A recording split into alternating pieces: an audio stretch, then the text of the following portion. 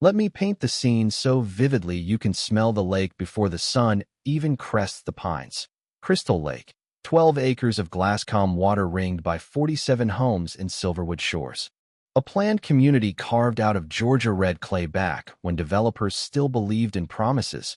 And there I am, Jack Harlan, 54 years young in the calendar, but older in the places that don't show, retired Navy Chief Logistics Specialist, widower of Laura Harlan, the only woman who could outfish, outcuss, and outlove every sailor I ever served with, sitting on a $12 Walmart folding chair that's held my grief for 6 straight months. The same spot every dawn, tackle box open like a confession, thermos steaming with coffee strong enough to wake the dead, line whispering into water that still holds the echo of my wife's laughter.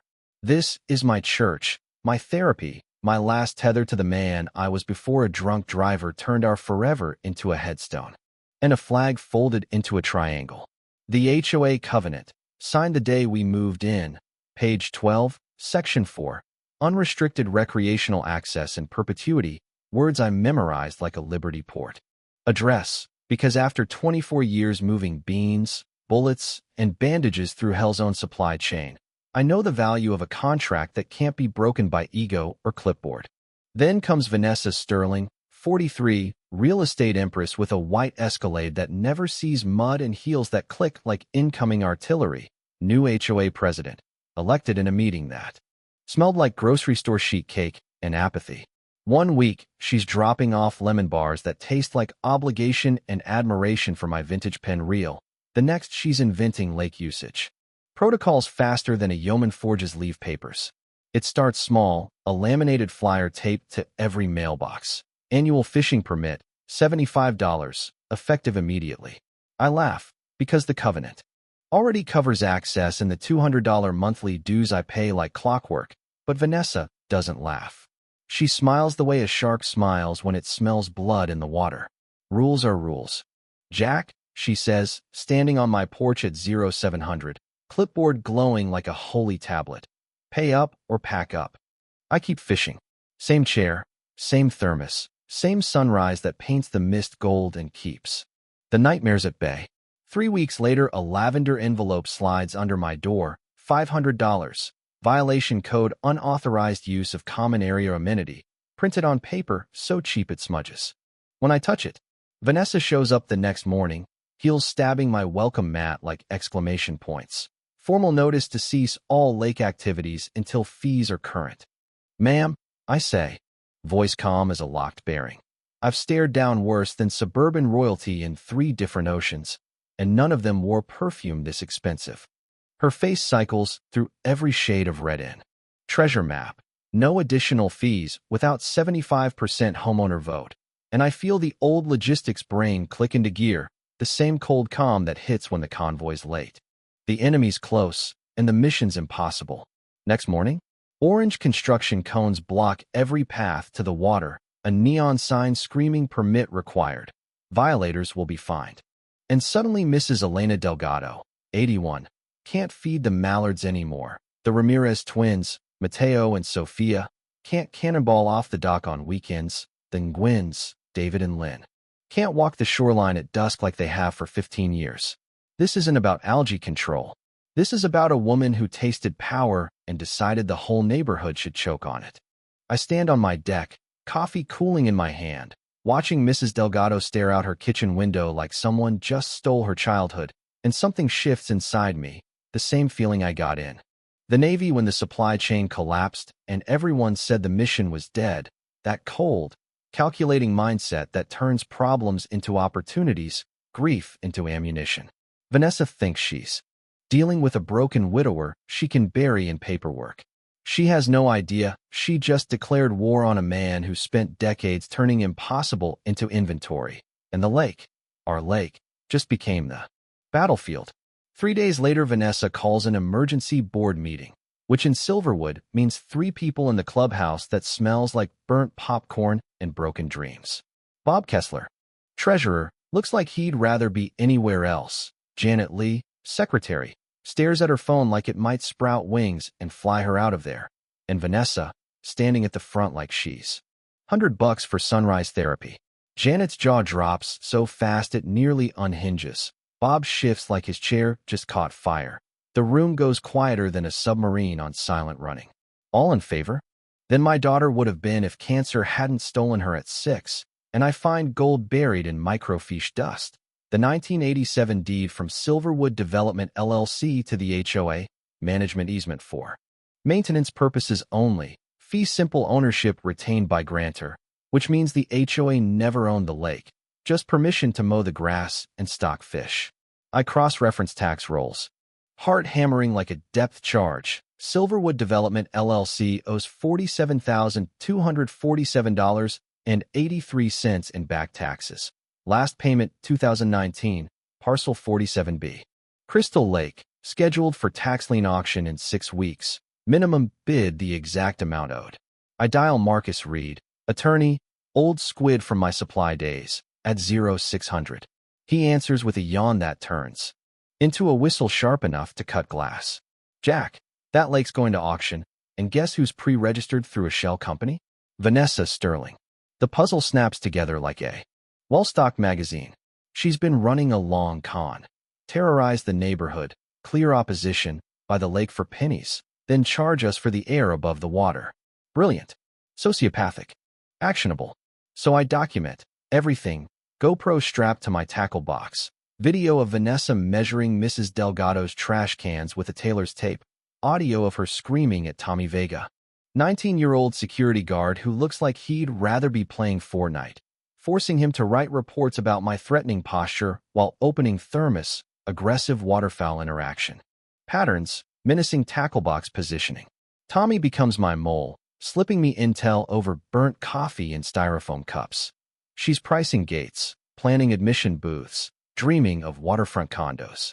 With HOA fees that could fund a small dictatorship. She escalates, calls code enforcement on my folding chair, claims it's an unpermitted structure violating setback requirements, and leaves with a headache and a story for the bar. But the real gut punch? She contacts my old command, asks if Jack Harlan is psychologically fit for civilian life after observed patterns of territorial dominance. My former CO, Commander Peterson, laughs so hard he almost drops the secure phone, then tells her maybe she needs the eval and to stop wasting Navy bandwidth on suburban fishing disputes. Community fractures, then fuses. Mrs. Delgado bakes pierogies that taste like resistance and battle plans. The Ramirez twins draw me as a superhero with a fishing rod for a sword and a thermos for a shield. Mr. Nguyen offers his life savings if the bidding gets ugly. Mrs. Kowalski from down the street starts a phone tree that lights up faster than a carrier deck at General. Community meant something more than a monthly dues statement. Vanessa's final play, emergency restraining order filed the day before auction, claims my casting motion constitutes stalking and hearings tomorrow.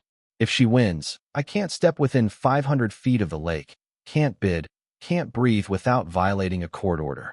But Tommy delivers the kill shot, audio recorded on his phone, crystal clear, Vanessa offering him $500 to sign a statement claiming I threatened her with a fishing rod in a menacing upward arc. Felony bribery, solicitation of perjury, conspiracy to file fraudulent court documents.